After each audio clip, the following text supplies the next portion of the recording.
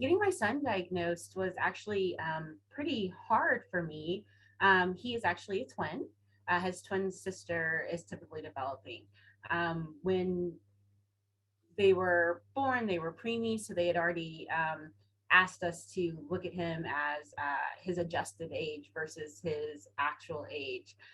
So meeting milestones later was okay because he was a preemie. And, he didn't walk until he was 13 months old. Whereas his sister, I had always had early walkers. So my oldest son and my daughter, who walked at 8 months, and that was her original age, not her adjusted age.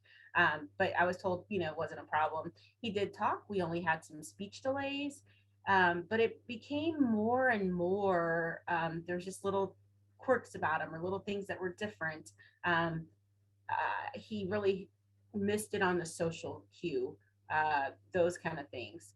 And so he was not diagnosed until we were in sixth grade.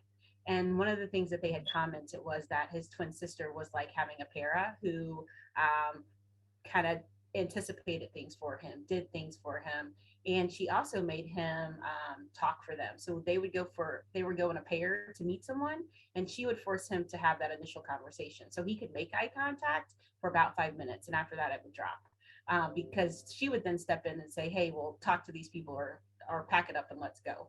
So that gave him some of the skills that a lot of children don't have because she, as his twin, forced him to have them or taught him how to.